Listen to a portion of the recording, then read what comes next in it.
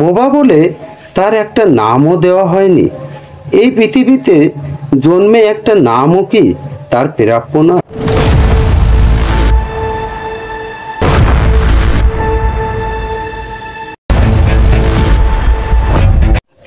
Hello friend, সকলকে নিশিরাতের গল্প পাঠ চ্যানেলে স্বাগতম। নিশিরাতের গল্প পাঠ চ্যানেলে আজ আমরা আলোচনা করব সুনীল গঙ্গোপাধ্যায়ের রচিত নাম নেই গল্পটি। সুনীল গঙ্গোপাধ্যায় বাংলাদেশের ফরিদপুর জেলায় 1934 সালে জন্মগ্রহণ করেন। তার মৃত্যু হয় 2012 সালে। তার রচিত কয়েকটি উল্লেখযোগ্য গ্রন্থ হল আত্মপ্রকাশ, সেই সময়, প্রথম আলো, পূর্ব পশ্চিম ইত্যাদি। তিনি নীললোহিত ছদ্মনামে ও নীল উপাধ্যায় সনাতন পাঠক ছদ্মনামে প্রচুর লেখা লিখেছেন। আজ আমরা আলোচনা করব তারই রচিত নাম নেই গল্পটি। গল্প শুরু করার আগে সবার কাছে অনুরোধ, যদি আমাদের ভিডিও ভালো লাগে, গল্প পাঠ ভালো লাগে, তো চ্যানেলটিকে সাবস্ক্রাইব করে রাখবে আর বেল আইকন বাটনটি টিপে দেবে। তাহলে চলো আমরা গল্প পাঠ শুরু করি। নাম নেই সুনীল গঙ্গোপাধ্যায়। দেখতে গিয়েছিলাম জঙ্গল, দেখে এলুম অন্য অনেক কিছু। সেই জঙ্গলে অনেক রকম ফুল ফুটেছিল, কত ফুলের নাম জানি না, কিন্তু সেখানকার কোনো বিশেষ ফুলের কথা আমার মনে নেই। মনে আছে শুধু একটি কিশোর বয়সী ছেলের মুখ। ব্যাপারটা এখনো আমার কাছে রহস্যময় লাগে। ছেলেটিকে আমি দেখেছিলাম বড় সুন্দর একটা পরিবেশে। এইসব দৃশ্য আমরা ছবিতে দেখি, কিন্তু নিজেরা যখন এই দৃশ্যের মধ্যে উপস্থিত হই, তার চেয়েও বেশি ভালো লাগে যখন পরে সেই দৃশ্যটার কথা ভাবি। খুব ঘন জঙ্গলের মধ্যে সেখানে জায়গাটা একটু ফাঁকা, চারিদিকে ছোট ছোট পাহাড়, মাঝখানে খানিকটা ঢালু উপত্যকা। সেখানে একটা লাল রঙের নদী, সবুজ বন, রক্ত নদী এরকম বলা যেতে পারত। আসলে নদীটি একটি খুবই ছোট ঝর্ণা। লাল রঙের মাটি ধুয়ে ধুয়ে আসছে বলে জলের রং ঠিকই রক্তবর্ণ নয়, অনেকটা গেরুয়া গেরুয়া। দুপুরে ঝলমলে রোদ, অথচ গরম নেই। দুদিন খুব টানা বৃষ্টির পর সেদিন রোদ উঠেছে। এইসব দিনে মন খুব ভালো লাগে। আমরা নদীটা পেরিয়ে এবং একটা পাহাড় ডিঙিয়ে একটা মন্দির দেখতে গিয়েছিলাম। শুনেছিলাম সেখানে নরবলি হয়। কথাটা শুনে অবশ্য আমরা খুবই অবিশ্বাস করেছিলাম। নরবলি এই যুগে হয়তো অতীতকালে কখনো হতো। স্থানীয় দু একজন লোককে জিজ্ঞেস করছি, তারা হ্যাঁ ও বলে না, নাও বলে না। কেউ কেউ আকাশের দিকে মুখ তুলে বলছে, কি জানি। এটা অবশ্য কোনো দুর্গম অঞ্চলের কাহিনী নয়। এই জায়গাটা মাত্র 150 কিমি 200 মাইল দূরে মেদিনীপুরে। মন্দিরটি জনশূন্য, খুবই ছোটখাটো ব্যাপার। সামনে একটা কাঠগড়া, খুব সম্ভবত সেখানে পাঠা কিংবা মোষ বলি হয়। খানিকটা টাটকা রক্ত এখনো পড়ে আছে। ফেরার পথে আমরা লাল রঙের ঝর্ণাটার পাশে একটু বসলুম। আমরা অর্থাৎ আমার দুই বন্ধু এবং বাংলোর চৌকিদার, সেই আমাদের গাইড। যাবার পথেও দেখেছিলাম যে ঝর্ণাটার পাশে কতগুলো শাক চড়ছে, আর সেগুলোকে পাহারা দিচ্ছে একটি ছেলে, বছর 10-11 বয়স। রাখাল গরু চড়ায়, কিন্তু যে ছাগল চড়ায় তাকেও কি রাখাল বলা যায়? খালি গা ছেলেটি ছপছপ করে ঝর্ণা পেরিয়ে এদিকে এসে একটু দূরে দাঁড়িয়ে কৌতূহলী চোখে আমাদের দিকে তাকিয়ে রইল। আমার বন্ধু বললে, ছেলেটির মুখখানা ভারী সুন্দর দেখতে না?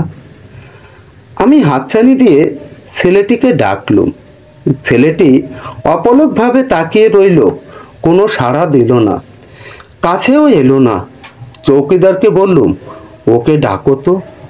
চৌকিদার ধমকের ভঙ্গিতে একটা হাঁক দিল, তাতে ছেলেটির মুখে একটু হাসি ফুটল শুধু, কিন্তু কোনো উত্তর পাওয়া গেল না।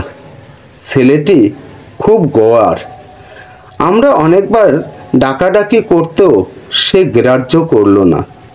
আমি চৌকিদারকে জিজ্ঞেস করলুম, তুমি চেনো ওকে? চৌকিদার বলল, ও তো মহাদেব মাহাতোর ভাতুয়া। তখনই জিজ্ঞেস করিনি, তবে ভাতুয়া কথাটার মানে পরে জেনেছিলাম। আমি আবার ছেলেটিকে বললাম, এই তোর নাম কি রে? তুই ডাকলে আসিস না কেন? ছেলেটি তবু উত্তর দিল না। আমার বন্ধু বলল, আমরা শহরের লোক তো, তাই ও আমাদের দেখে ভয় পাচ্ছে। চৌকিদারকে বললুম, ও আমাদের দেখে ভয় পাচ্ছে কেন?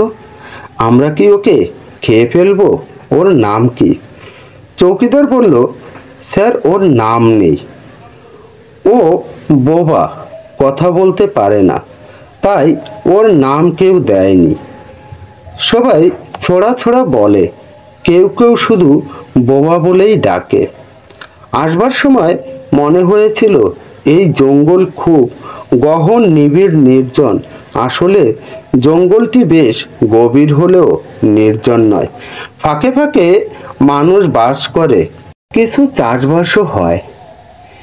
এই জঙ্গলে বাঘ নেই, তবে বাঘের চেয়ে অনেক বড় আকারের জানোয়ার আছে।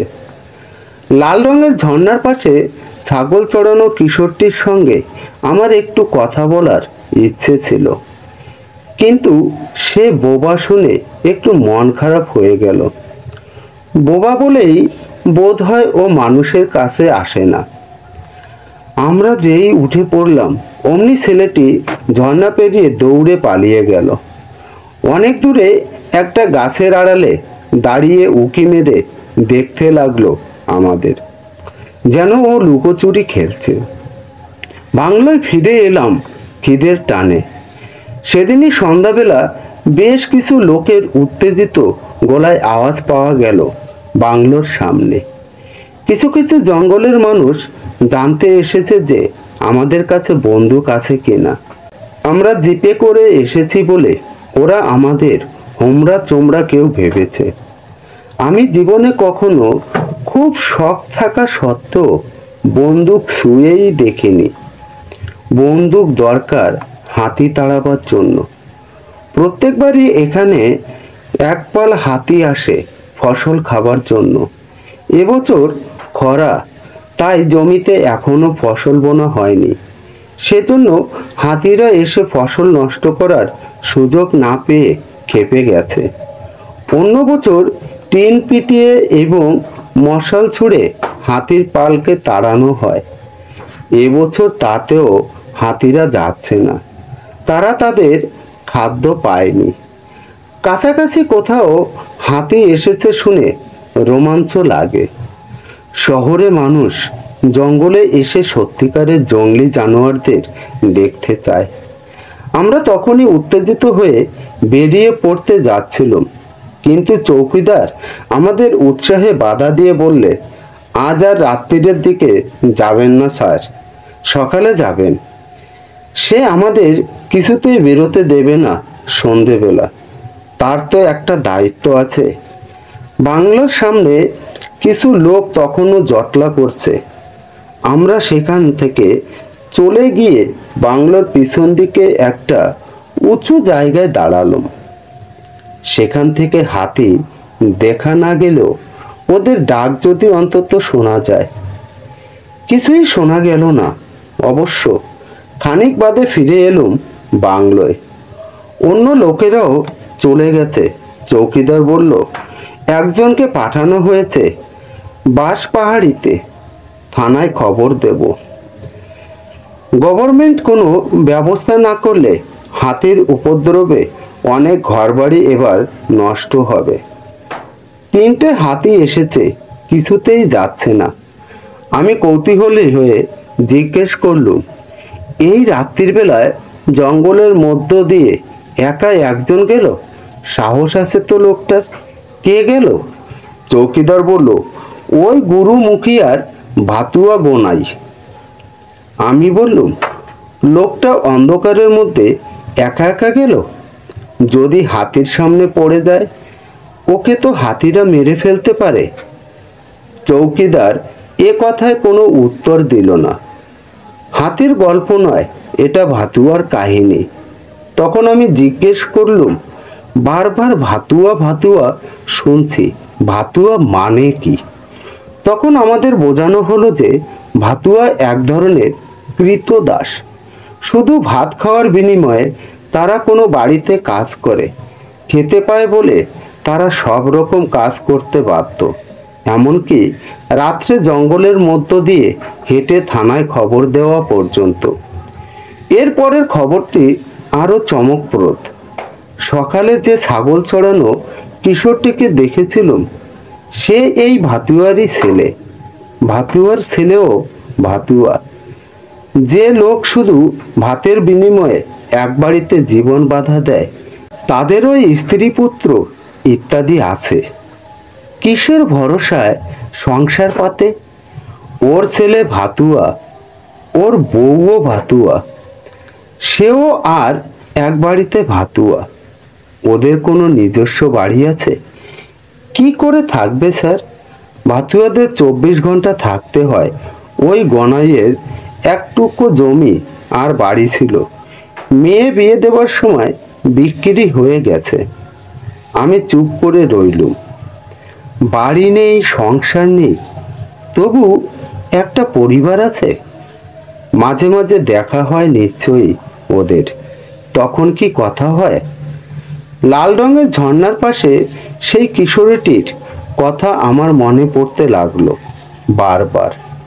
বোবা বলে তার একটা নামও দেওয়া হয়নি। এই পৃথিবীতে জন্মে একটা নামও কি তার প্রাপ্য নয়? বাড়িতে পোষা গরু, ছাগল, কুকুরের একটা করে নাম থাকে। ওই ছেলেটির কোনো নামই নেই। গাছের আড়াল থেকে সে উঁকি মেরে আমাদের দেখছিল, কি ভাবছিল কে জানে। এই ছিল আমাদের আজকের গল্প পাঠ। আমাদের আজকের গল্প পাঠ যদি ভালো লাগে তো চ্যানেলটিকে সাবস্ক্রাইব করে রাখবে আর বেল আইকন বাটনটি টিপে দেবে। আজ এই পর্যন্তই, দেখা হচ্ছে পরের ভিডিওতে।